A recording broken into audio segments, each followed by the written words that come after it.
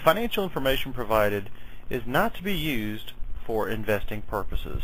If you do wish to use any of the news or information provided, please seek a certified financial advisor or certified financial professional. John Galt, the host, JohnGaltFLA.com, nor TheWatchman.biz cannot be held responsible for investing decisions the individual or listener makes using the free information provided. Welcome to what is now the Monday morning Deathburger show. Couldn't get the thing to load up last night on YouTube, so I decided to go ahead and cut it for this morning. So let's just go through the markets real quick. We're going to hit the major markets and the currencies.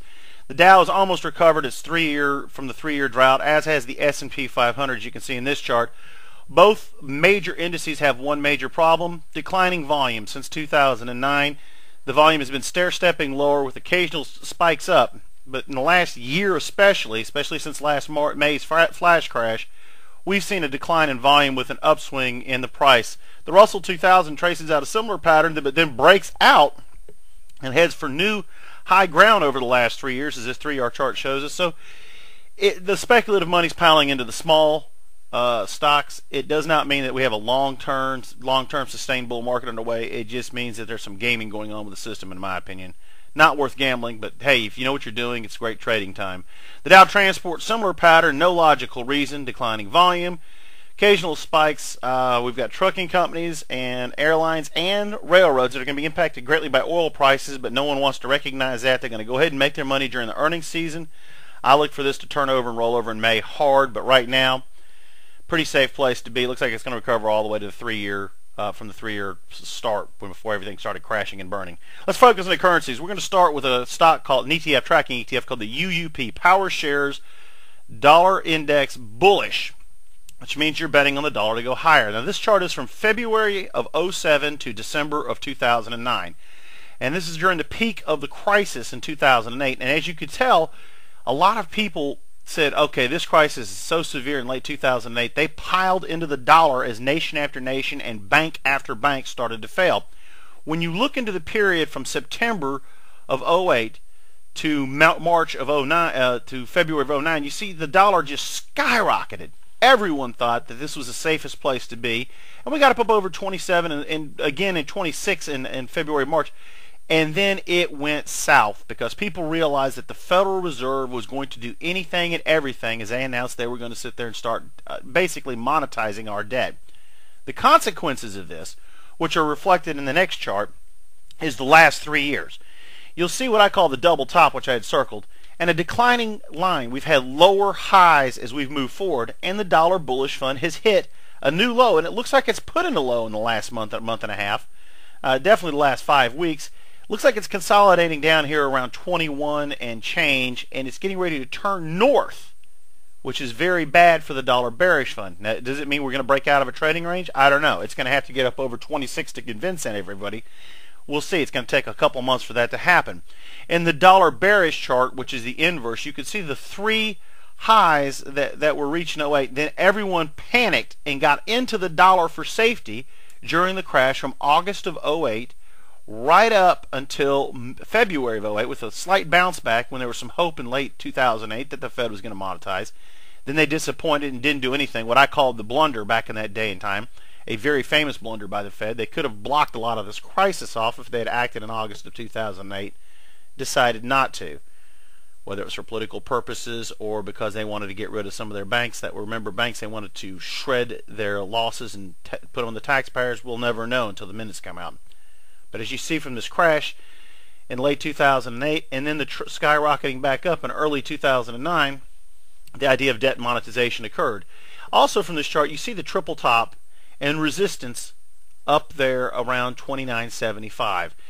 A very key point, because what we're going to see now in the 3-year chart for the last 3 years of this particular thing could be a damning indicator of what's to come. It does seem to indicate a long-term bearish pattern is setting in for the dollar. We see it skyrocketing up off the lows of March 09. We notice in this particular situation that after the failure in November of 2009 to reach new highs, it rolled over, and it rolled over hard.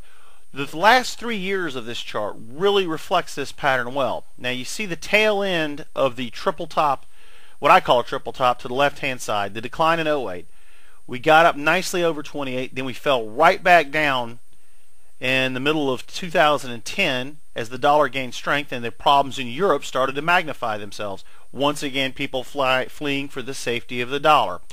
We've jumped up nicely in the last year, but we haven't broken through to new highs on this particular tracking chart.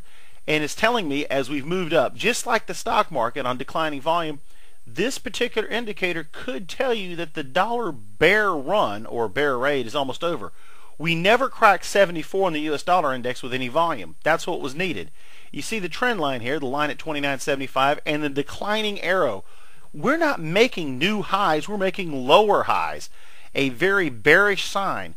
So either the UUP is going to break out to a new high or attempt to, or the UDN is. And my money is on the UUP this time. I think we're going to see the dollar rally nicely and the traditional US dollar index reach up between 86 and 89. Probably starting in May, we'll see this thing break out up over 80 and start skyrocketing. That's the key number to watch. Why do I say this? All of the foreign currencies look somewhat toppy.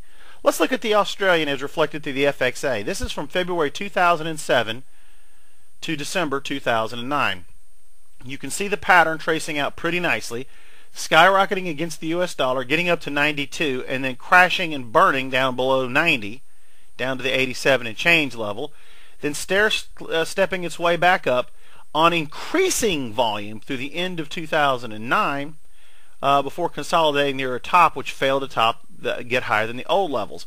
Why is this an important chart to look at? The FXA, or the Australian currency, Australians were one of the first ones to recognize the problems with this monetization process, with keeping interest rates too low and the inflation threat. So they started raising interest rates aggressively and have been one of the most aggressive central banks regarding interest rates. As you see the pattern etch itself out, what makes it unique is because they took this stand, their currency has developed some stability, even despite the natural disasters that they've incurred. You would think, logically, that this thing would have crashed and retested the lows. But the Australian Central Bank and the government decided, no, we're going to make inflation our priority, and this 3-year chart clearly shows this. If you notice, after the consolidation pattern in 2009, instead of breaking hard and going well below the 80 level and down into the 60s and 70s, it held its ground, turned around, and has reached new all-time highs as of last week. At least since the 1980s, I should say, but recent highs in this decade, in this century. If you notice, it's been moving nicely, but the volume has tapered off. It tells me that we could be seeing a topping pattern finishing out here, probably over the next 2 or 3 weeks in the Australian currency, and we should drift back down. I would venture somewhere around the 82 to 86 level as the US dollar begins to rally. Now, it could be a reflex rally, it could be a short decline, it could be a world event that changes that, it could be a new Middle East war. But I'm telling you, the Australian dollar's due to go back and test its consolidation level. Lowest I see it getting is about 78. I think it's going to trade between 78 and 96 the rest of the year. The European currency, now the FXE is reflecting the FXE, is somewhat different. You have that double top in the middle of late 2008 before the crash and burn as everybody fled to the US dollar, thinking it was the end of the world. This is the same 2007, February 07 to December 09 chart pattern. It rallies up, hits new highs, comes crashing down, attempts to rally up again in 2009, fails, and at the end of 2009 is a lot of doubt about the recovery and the health of the financial system crept back in, started to move south. Well, the 3-year chart of the euro deserves a lot of discussion. We first started talking about the pigs and all the problems in early 2010. As you can see from this chart, in late 2009, after that consolidation, it fell back down, made one more rally attempt, and you can see the pigs in March of 2010 and 2009 and moving up. Then you see the crash, in 2010 from the pigs starting to impact the market. As it went down, it went extremely low and made new low territory for this particular instrument. It rallied back up. We're sitting here now. I think we don't get past the 150 level. I think we're going to consolidate here briefly and then roll over and crash and burn. I think the dollar is getting itself set to rally. I think the euro is due to retest the 120 level. If it holds there, then it's going to come back one more time to the 140 area. But with all of the problems in the various pigs, fundamentally speaking, it's due for a massive correction. And Portugal, Ireland, Italy, Spain, Greece, Hungary, Austria, Belgium are all going to have massive fiscal problems as interest rates begin to increase.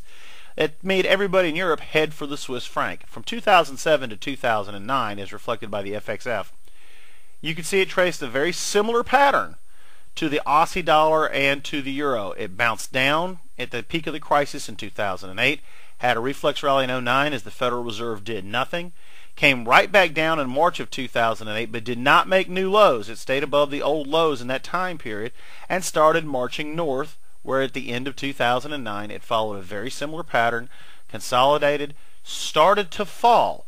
This is where it became a different situation, and the Swiss franc apparently has become the safety reserve currency of choice for all investors. When you look at the last 3 years where it overlaps into this, as you can see in 2009, it came crashing back down again into early 2010 as the pig crisis developed. Then everyone realized that the Federal Reserve was going to do QE2 in late 2010, in mid-2010, and said, okay, this is insane. We need to find a safety currency that's not going to hyperinflate its way out. The Swiss tried in late 2010 to intervene. It failed, and the Swiss franc progressed up to make nice new highs, actually breaking below the 90 level at one point in time this year. Now has come back a little bit due to some interference and some strength in the dollar and the Japanese crisis. I think we're going to see this sucker roll over and come back down into parity once again, if not better. The Japanese yen is a very unusual currency from this perspective. As you see, as reflected by the FXY from 2007 to 2009, while the rest of the world was burning, everyone said, okay, Japan is the safety currency.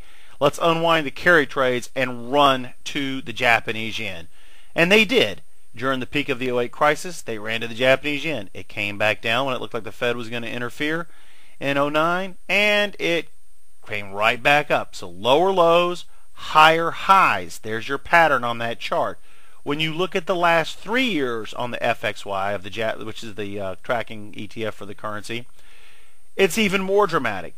Lower lows, higher highs. Now you've had massive intervention in the last month due to the earthquake, as you can see by that huge spike in volume. And volume is still starting to move a little bit higher, it would appear. It has been a relatively thin trade there. But I think what we're going to see is the Japanese yen maintaining very high levels against the U.S. dollar until the U.S. finally sits there and just accepts a rise in the dollar. The Japanese and the Asians will do everything they can to persuade that to happen. So I look for the yen to come back down and possibly test 100 against the U.S. dollar. Real quick, reminder, you can read my works at johngaltfla.com. I try to get these up on Sunday nights. For some reason, this particular program wouldn't load, so instead of giving you a Sunday night Deathburger, I'm giving you Monday morning brunch.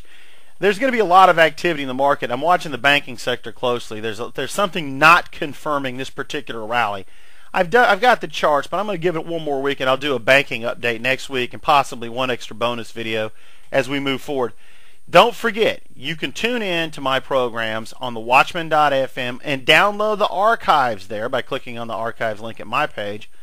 Just go to www.thewatchman.fm. I'm on Monday through Friday from 7 to 9 p.m. Eastern, 4 to 6 Pacific.